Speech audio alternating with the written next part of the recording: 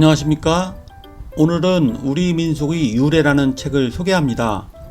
이 책의 저자는 평택여자고등학교 교장이시며 경기도 교육지원청 박호순 장학관입니다.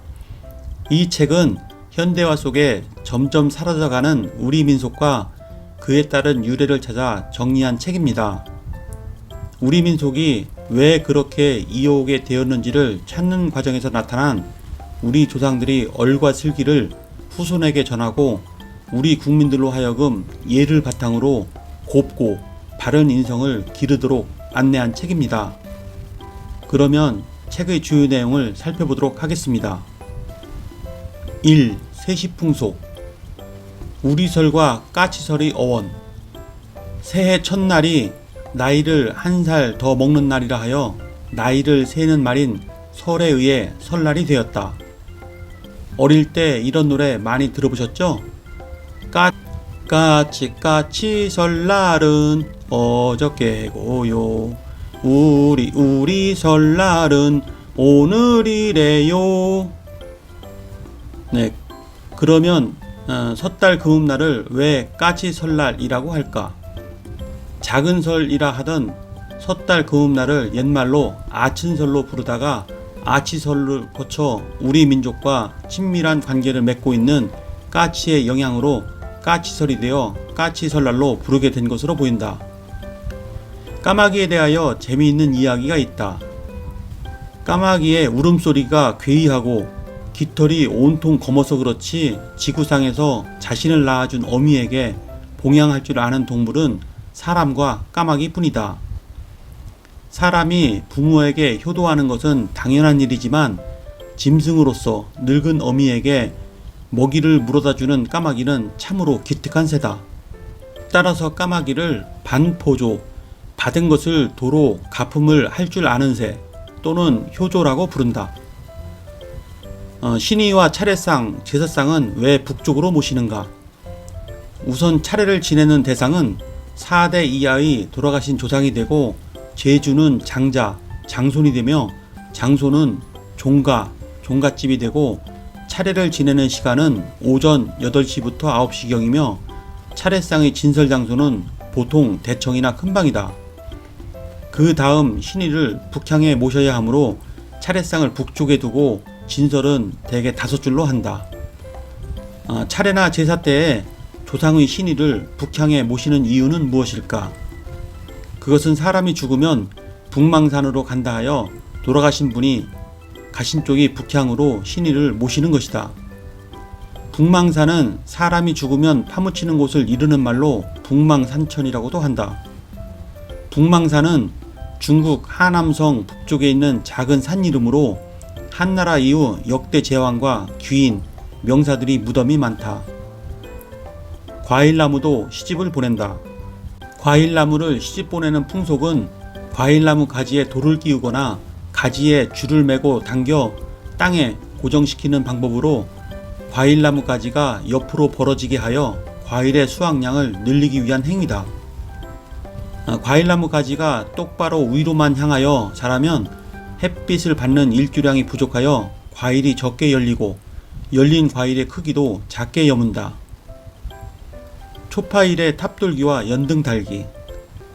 부처님에게 비는 축원 중에서 탑돌이의 기원이 가장 효험을 나타낸다고 하는데 그것은 탑 안에 모신 부처님에게 직접 예불 하기 때문이다. 초파일의 절정은 연등 달기다. 이날 저녁이 되면 연등을 다는데 가족 수만큼 등을 만들거나 구입해서 가족의 이름을 기록하여 달고 젊은이는 소원성취를, 노인은 무병장수 또는 사후에 왕생극락을 축원한다. 손 없는 윤달. 옛날부터 전해 내려오는 우리 풍속에 날수에 따라 네 방위를 돌아다니면서 사람이 하는 일에 회방을 놓거나 해코지하는 귀신을 손이라고 한다. 따라서 사람들은 손 없는 날을 택하여 이사를 하는 등 집안의 큰 일을 치르는데 손 없는 날은 어떻게 정해지는 것일까? 손 없는 날은 음력으로 하여 날수 끝자리가 9와 0으로 끝나는 날이다. 즉 9, 10, 19, 20, 29, 30일이다. 사람의 일에 회방을 놓거나 해코지하는 귀신들이 1일부터 8일까지는 일을 하고 9일과 0일은 쉬기 때문에 열흘 중에 이틀간은 손 없는 날이 되는 것이다. 2. 일반 풍속. 웬새끼로 만든 금줄. 금줄은 부정한 사람이 드나들지 못하게 하는 표시로 문이나 일정한 장소 또는 길 어귀에 건너질러 매는 줄이다.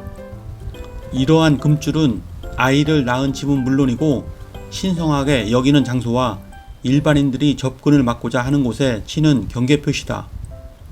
아이를 낳으면 금줄을 달았는데 대개 아들을 낳으면 숯과 빨간 고추를, 딸을 낳으면 숯과 푸른 솔가지를 웬 새끼에 끼워 문에 달았다. 숯은 여과의 기능을 가지고 있어 우리 실생활에서 불순물을 걸러내는데 활용되고 있는 물질이다. 따라서 아들, 딸 구분 없이 금줄에는 숯을 끼워 외부로부터 부정한 것들을 걸러낸다는 뜻으로 쓰인다. 고추는 남자를 상징하므로 아들에 쓰이고 푸른 솔가지는 딸을 낳았을 때 쓰이는데 이는 절개를 나타내는 푸른 소나무를 선택한 것이다. 백일상의 백설기는 누구를 위한 떡일까? 백설기는 바로 산모를 위한 떡으로 보아야 한다.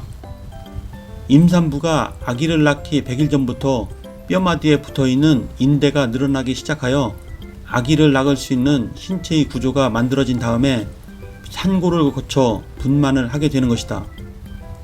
산모가 산후조리 기간에는 미역국과 쌀밥을 먹겠지만 100일이 지난 후부터 일반인들과 똑같이 하루 3끼 밥을 먹으며 아이 젖먹이랴 집안일 하랴 들일까지 하다보면 금세 허기를 느끼는 것은 당연한 일이다.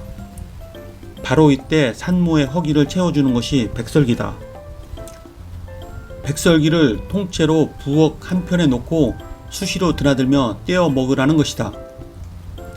망자를 잉태하는 둥근 무덤.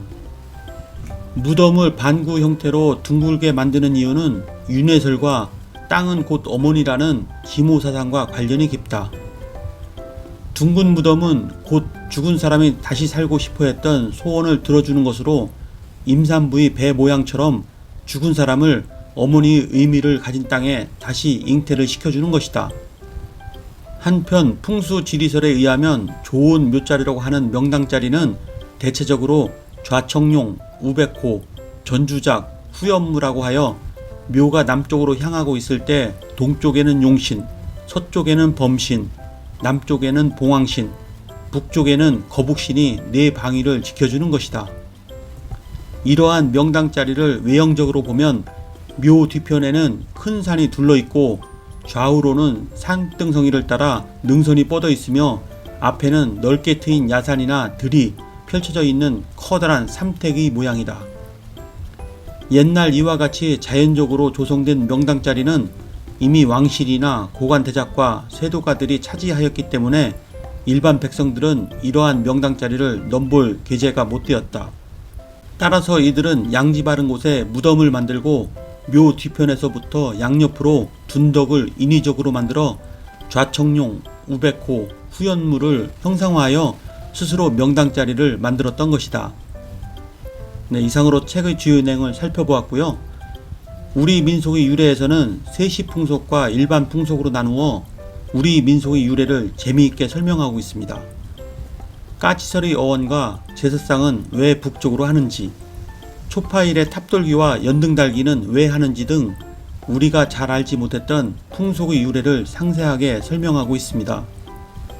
이 책을 통해 우리 민속의 유래를 이해하는 데 도움이 되셨다면 구독과 좋아요 부탁드립니다. 그러면 다음 시간에 뵙겠습니다. 감사합니다.